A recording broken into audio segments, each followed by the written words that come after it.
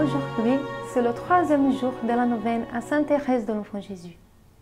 Nous sommes dans la chambre où Saint Zélie est venu pour prier devant la statue de Saint Joseph pour demander la guérison de la petite qui se trouvait malade.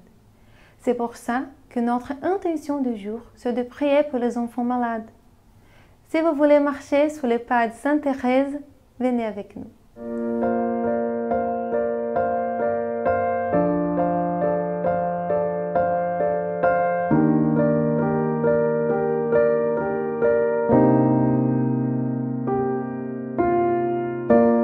Merci Sœur Tainara de nous avoir introduit à ce troisième jour de notre neuvaine, à l'occasion donc de l'anniversaire de la naissance de Sainte Thérèse de l'Enfant Jésus et de la Sainte Face.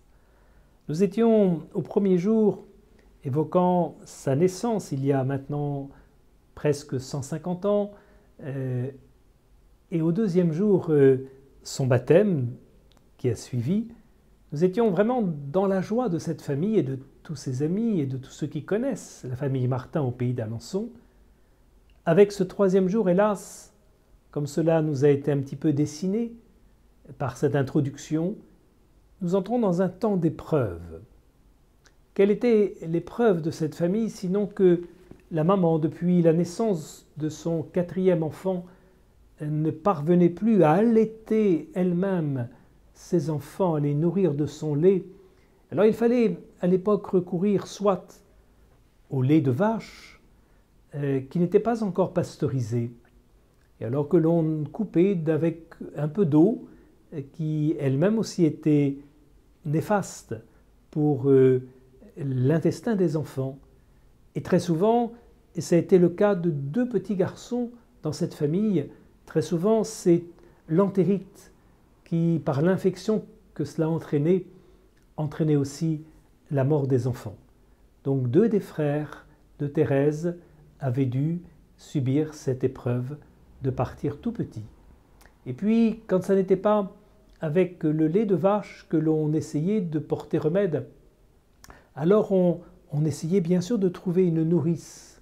Et s'il y a de bonnes nourrices, il y en a d'autres, malheureusement, qui se sont révélées vraiment inattentive, au point que la petite Mélanie Thérèse est morte de l'inattention de sa nourrice. Alors, c'était ça qui faisait l'inquiétude de la maman, et après des premiers jours où Thérèse manifestait beaucoup de force, beaucoup de santé, Zélie reconnaît, en écrivant à sa belle-sœur, son inquiétude.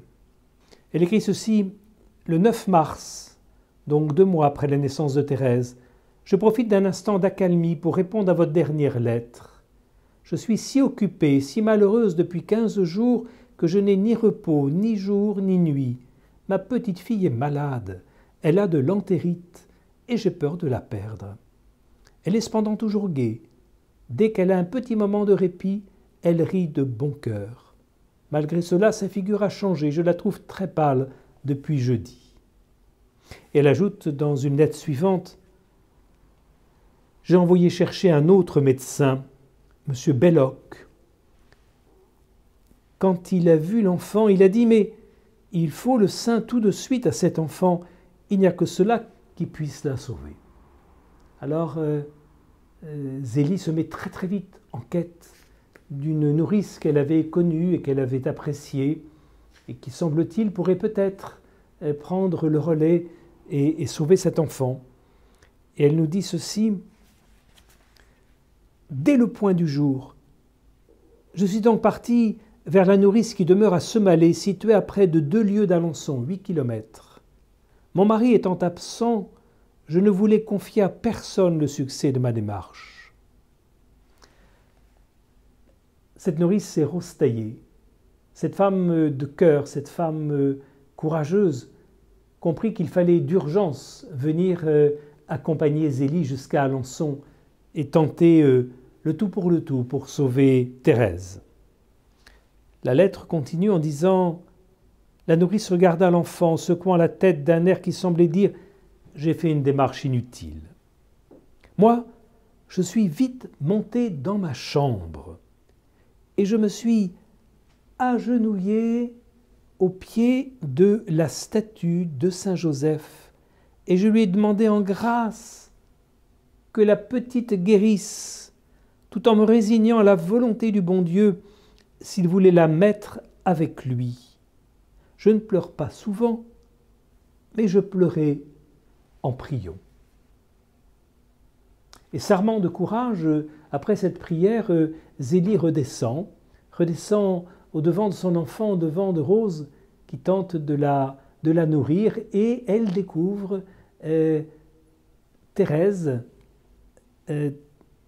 tétant de tout son cœur. L'enfant tétait de tout son cœur. Elle n'a lâché prise que vers 1h de l'après-midi. Elle a rejeté quelques gorgées et est tombée comme morte sur sa nourrice. Inquiétude de tout le monde. L'événement dure un quart d'heure, puis conclut Zélie. Ma petite Thérèse ouvre les yeux et se met à sourire. À partir de ce moment, elle fut complètement guérie. La bonne mine est revenue, ainsi que la gaieté. Depuis, tout va mieux. Donc, un moment de grande inquiétude, c'est à très peu de choses près que Thérèse peut effectivement retrouver la santé. Alors, cette troisième journée, cette troisième étape de notre neuvaine permet d'une part de peut-être s'émerveiller de cette confiance de la famille Martin et tout particulièrement de Zélie à l'égard de Saint Joseph. Ils auraient très bien pu se dire, mais Saint Joseph, on a déjà eu 2 enfants qui étaient confiés à Saint Joseph, alors comment lui faire encore confiance? Et malgré tout, quand on aime, on garde fidélité à ses amis. Et Zélie manifeste une confiance, malgré tout, toujours plus forte que tout ce qui pourrait la contredire. Elle se confie à Saint Joseph et l'on pense alors à toutes ces chaînes, ces neuvaines de prières qui peuvent monter de ci, de là, des intentions, et que dans la foi, tant de monde porte et confie au Seigneur, disponible à la réponse telle qu'elle sera. Il y a des prières qui ont été profondément exaucées et très rapidement dans la famille Martin, d'autres qui ont été plus longues à l'être, et d'autres qui, à vue humaine, ne l'ont pas été, ou du moins pas de la manière que la famille pouvait imaginer. Et puis c'est avec du recul qu'on se dit « Oh là là, le Seigneur, il a été encore plus loin que ce qu'on pouvait imaginer. » Toujours est-il que dans le cas présent, cette grande prière de Zélie a été exaucée pour la vie de Thérèse. Et alors c'est aussi le deuxième point fort, cette conscience de cette solidarité qui nous unit les uns aux autres. Et dans le cas présent, s'il n'y avait pas eu Rose Taillé, eh bien nous n'aurions pas eu Sainte Thérèse de l'Enfant Jésus et de la Sainte Face. C'est par sa médiation que la vie a réussi à passer plus loin que la maladie et a pu retarder l'heure de la mort.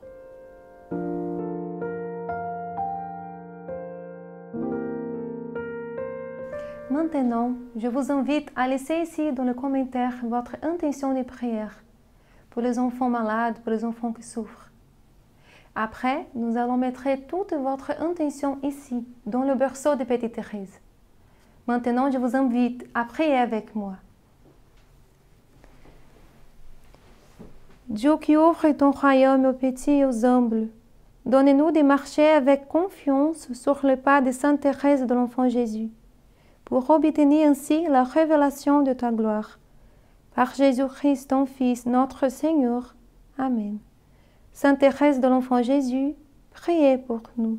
Saint Joseph, priez pour nous.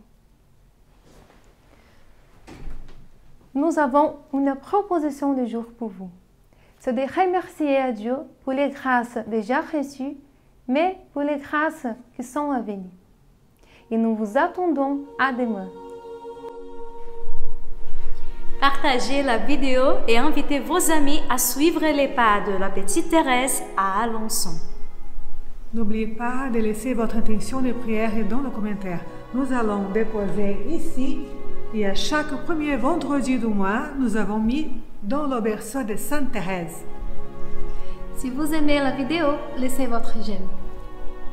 Abonnez-vous à la chaîne du Sanctuaire et activez la cloche pour recevoir les prochaines vidéos. Aproveitez cette année jubilaire de Sainte Thérèse et venez à Alençon. Nous vous attendons avec joie pour passer une journée ici de pèlerinage sur le pas de la Petite Thérèse.